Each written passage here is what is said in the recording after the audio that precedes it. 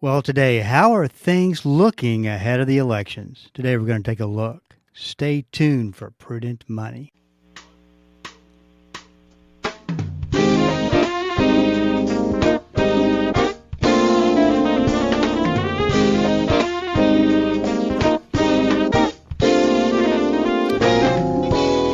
Good afternoon. This is Bob Brooks, and you are listening to the Prudent Money Radio Show. Thank you so much for joining me today. You know I do appreciate it. Well, if you got a question for me, I've got an answer for you. Just go to prudentmoney.com. There's a link at the top of the page. Click through and send your question in, and I'll get you taken care of. No, it doesn't go into a little black hole and never to be seen again. I actually do answer those questions. And I like to hear what's going on in your mind, going on in your life. So just ask, make sure you post a question, and I will get back to you just as soon as I can, get you taken care of. You can also find my calendar on the website, and at that calendar, you can schedule a short phone call if the email doesn't take care of it. One thing that we're real committed to, and that's making sure that you've got good resources to get to make decisions with. And it really comes down to that. So that's all at prudentmoney.com. I was talking to Mark Pfeiffer yesterday. If you've been listening for a long time, you know that Mark is a mortgage consultant, and he comes on the program once a month to talk about the real estate markets, and it's really been interesting to listen to the ebbs and flows of what he thinks is happening, what he thinks is going to happen. And we'll talk about that here in just a little bit, because basically the real estate market, as I described yesterday, just seems very frozen and not really moving much because of rates. And he said he was going through and talking about, well, this is why I think rates are where they are, and of course the elections. You don't want to forget about the elections. And of course, everybody seems to take a look at the elections and say, well, that's definitely the problem. It is, and it's certainly, we hope it'll get free. We'll get the answer that we need, one way or the other, depending on who you vote for, within 2 weeks, and it won't get stalled. And by the next day, we'll know who's president. Because you know that in both situations, that there's got to be a team of attorneys just waiting to jump in if things don't go the way that they planned. So it could get very, very interesting. But I think what you'll see going up prior to the elections from an economic standpoint, we have an unemployment number on November the 1st. Those can be pretty manipulated and doctored up. So don't think I'm necessarily worried about that one coming in and disrupting things for either side. And then we'll have inflation numbers, and I believe that that will be after the elections. So everything's gonna be fairly quiet, I think, up until, and I definitely see it in consumer activity, is that people are kind of putting things off, what kind of wait and see what happens. The being, when I talked about a second ago about the real estate markets being frozen, I think everything is a little bit frozen right now as people wait to see, because they're two definitely different, very different ways of going about running the country, without question, from a moral standpoint, but from an economic standpoint as well. So this is gonna be interesting. But we are still having issues in the real estate markets, and keep in mind that the real estate markets are slow this time of year as it is anyway. The fall season is not a real big season for real estate. So I think that kind of hampers, or kind of goes along and increases the problem as well. But pre-owned sales saw the biggest drop since 2010. All the way back to 2010 would you see this big of a drop. So definitely problems with the real estate markets. I think a lot of it, of course, just comes down to interest rates. We're in a situation where mortgage interest rates should have come down when the Federal Reserve decided to aggressively, I might add, by lowering it by 0.5%, reduced interest rates, and typically everything consumer driven follows and investment driven follows along. That didn't happen. So it really comes down to, well, why did it not happen? And there's a number of reasons. First of all, the interest rates from a consumer standpoint are governed by how consumers believe and how investors believe. At the end of the day, it's really the Federal Reserve puts out, this is what we think, where we think things need to go. This is where we are benchmarking things, and this is where we feel like this is a good rate to have as far as interest rates go. The markets don't have to pay attention to that. I had an interesting situation where a friend of mine who buys a car about every 2 or 3 years, trades it in, buys another one. Been doing that for probably 30-something years. And I was asking about it the other day, and he said, I picked out a car that I was real excited about getting, and then I got the interest rates on the loan. And they were like 9 to 10%. This guy has great credit. So higher interest rates definitely, well, let me say this, higher interest rates slow things down to a crawl.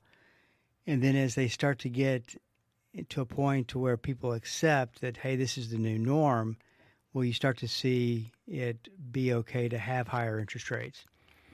But as I've said, if you look way back into the 70s, where you had the extreme, where you had these double-digit interest rates and real high inflation, then you go all the way to, about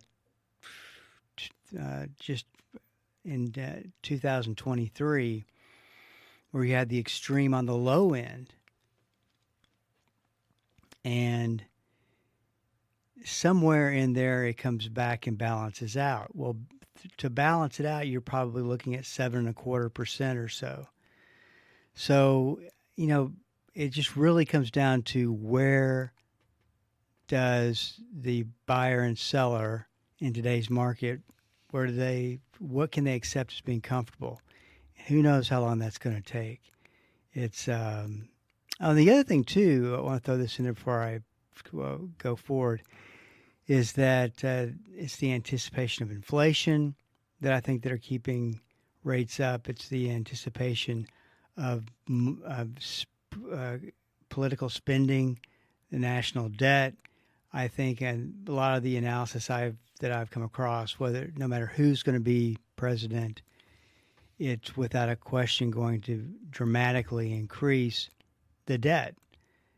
And the debt is not a problem until it's a problem. What I think that, and then it becomes an overnight problem. And what I think that politicians forget is that to solve the debt problem or to do anything to reduce the debt problem, it's a long, long process. They can't just jump in and do it. That's where we get into trouble. But I did see an interesting analysis talking about the unique aspect of this interest rates cycle where we are right now, and back to 2007. On September 18th, 2007, the Federal Reserve Board lowered rates for the first time in a long time, down 0.5% down to 4.75%. Fast forward to today, the Federal Reserve, September 18th, lowered interest rates 0.5%. And in both cases, interest rates went up, which is very uncharacteristic to happen when the Fed cuts rates. So it happened in 2007, it happened here. And you could take the press releases, the Wall Street analysts, all were saying, I mean, you could switch them, take what's being said about this from 2024 and say it in 2007 and vice versa. It was almost the exact same situation. So how did that end? Well, for interest rates cratered because of the crisis in these real estate mortgages. And then we had the great financial crisis. The stock market that actually started September of 2007 started a decline of, I think, ended up around 55% on the S&P 500. Stock market basically cratered into a huge bear market. Does it happen again? Who knows? I think we are wishful thinking that we're just going to get away with this without some kind of disruption. After all, Wall Street is now convinced that Donald Trump's going to win. And, if he does win, I don't think we'll see any problems in the market. But if he doesn't, that is certainly going to catch a lot of people by surprise. And I think we could have a real test. So I think there's a ton of risk sitting there if you're making that bet on Donald Trump and whether he wins or not. I just don't know how accurate these polls are, but it'll be interesting. Just make sure that you understand what kind of risk you're taking and that you're comfortable with it. Hey, this is Bob Brooks, and we are up against a break. Stick around. Be right back. Welcome back. This is Bob Brooks, and you are listening to the Prudent Money Radio Show. Thank you so much for joining me today. I do appreciate it. If you've got a question, go to the top of the page of the website, prudentmoney.com, send it in, and I will get you taken care of. That's all at the website, www.prudentmoney.com. I will leave you with one final a little tidbit that I think is interesting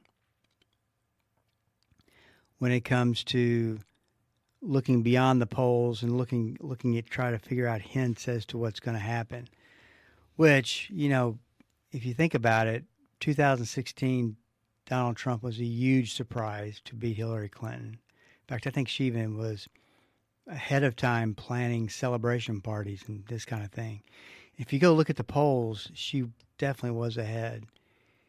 And Donald Trump won, of course. And big surprise.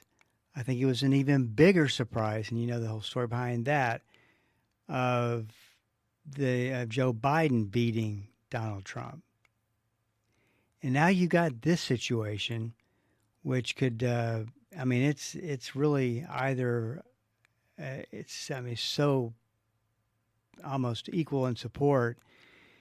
So we'll see what happens. But Jamie Dimon, you've probably heard his name before. He's the CEO of J.P. Morgan Chase.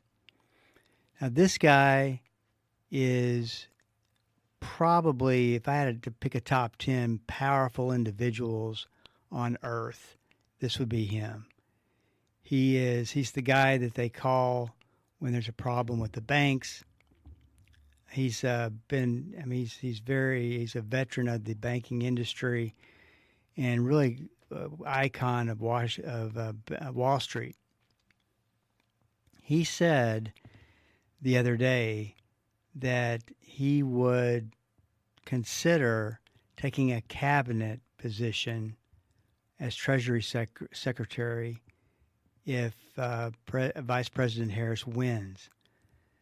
Now, he doesn't give support to anybody necessarily. He stays pretty private with that. But analysts are calling that kind of a private support. And it wasn't that long ago when I think that Donald Trump openly, it's actually probably a while back, openly said something about, threw his name out there for Treasury Secretary of his cabinet. So it's interesting because most people are diehard Republicans or diehard Democrats, and they are so if they're that powerful. So we'll see if that has any merit. But you just, when you look through the numbers, you just kind of look for, okay, what could happen, and there's a lot riding on this election, of course. But we will be a matter of not too long from now when we'll find out. Hey, this is Bob Brooks, and you are listening to the Prudent Money Radio Show. Hey, let's finish up, because I actually have time to do this today. The 10 reasons or 10 decisions that you're going to be making at some point, but you want to get a good idea of where these decisions need to be made, and what's the pros and cons about retirement. And it's interesting. Some of these things that we've talked about over this week are things that you should have been looking at when you first started out. But if you haven't, that's okay, just as long as you get to it. So these are kind of spread over the investor lifetime. But let's talk a little bit about number 7. Am I going to downsize? I had this conversation with a lot of people about whether or not I stay in the same house, or do you downsize? And that's actually something that my wife and I have been discussing and talked about. Do we downsize? Because if you look at kids we got one child that's finishing college, but nobody's home right now, so it's way more than Sherry and I need. So we've talked about it and continue to talk about it. What's that game plan look like? The one thing that you don't want to do, if you make the decision to downsize, you want to see a big financial benefit for doing it. So, for instance, let's say the house is worth $600,000, and you would spend $400,000 on where you want to live. If you could do that, make that happen, and come out with an extra $200,000, that's not a bad deal. Or if you're in a situation where you have a mortgage, and let's say you sell your house, you downsize, you have to take out just a small mortgage, but you've made a huge difference in your cash flow. Now, where I wouldn't do this, I mean, you can downsize in a lot of situations, and you can also take on a more expensive home, so you're not really getting the benefits of the downsize, obviously. But a situation where I wouldn't downsize is if I was only going to come away with $200 or $300 a month savings. I mean, I would want to see a big monthly cash flow savings to make it worthwhile, or I would like to see a big equity position. So in other words, getting money, the house paid off, you buy the downsized house, smaller house, you take the money out of it that's left over, you have an extra $200. That's a great deal. And really, for those, and I want to suggest, put a little bit of emphasis on this. Mark Pfeiffer talked about this yesterday.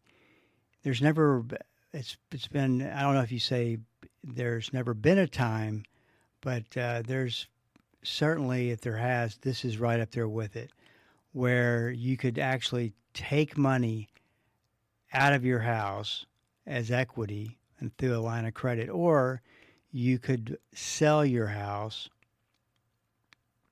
downsize, and walk away with some good equity. And we talked a little bit about this from the standpoint of how long will that actually last, to where that's a really good deal, to where you can downsize, buy a smaller house, and come out with some significant money on the other end. You certainly don't want. You could also, well, let me back up. You could also consider buying a house that needs to be rehabbed and redone, and I mean, there's so many things that you can look at, and so many types of situations you can explore. But that's one of those conversations that I would be having probably 5 years out, and talk a little bit about it. Number 8, what is my post-retirement plan season to give back look like? This is something that, just to say it another way, this is something that I think is very important for you to really be thinking about. And you could probably wait 5 to 10 years out, just kind of start thinking about it. What am I going to do when I retire? I mean, nobody's going to just going to go sit on the couch and do nothing. This is your real opportunity to invest yourself into God's kingdom, to do things that you felt led to do. The nice thing about it is, if you've done it right, you got into retirement with no debt, you've retired, you're financially okay, you have no financial obligations whatsoever, and you are, for probably the first time in your life, you are 100% free to serve God. That, to me, is what retirement is defined as. There's so many ministries, so many churches that could take people who are retiring, take their skill sets, and put you to good use, put you to work as volunteers doing some things that they may not have the skill sets to do. So one of the worst things you want to do, though, is to retire and not have a good idea of what you want to go do. That can be a shock. I've talked to people that they'll tell me, I'll ask them, so what do you kind of what's your game plan for retirement? What are you going to do after you retire? I'm going to, there's a lot of things around the house that I got to take care of, and I'm going to do that and then kind of figure it out.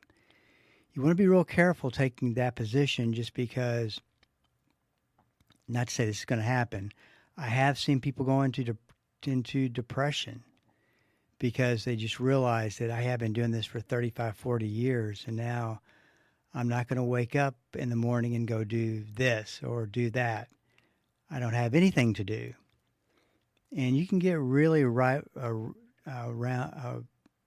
up into a situation where you could be really depressed if you wanted to be. So that's just something to keep in mind. Number 9, and I said we're going to get past this. We're going to get really close. What is my cash strategy for retirement? And I always advise that when you retire, that you do have a very large cash emergency fund. And large it just depends on the person, what they feel is adequate. I mean, you got to really define what it's there for, define how much, define what you want to have cash saved back. Of course, money markets are making money right now, which is great. But that's kind of, always look at that as a bonus. It could go away. You never know. But what is your cash strategy? And I hate to do this, but I'm going to have to stretch this one because I want to talk about number 10, which is a big topic, which is Social Security, and I go over that next week. So we'll take care of that then. Hey, this is Bob Brooks. If you have a question for me, please go to the website at prudentmoney.com and send it in, because we are all out of time. Till we do meet again next time. Keep the faith and have a great rest of the day.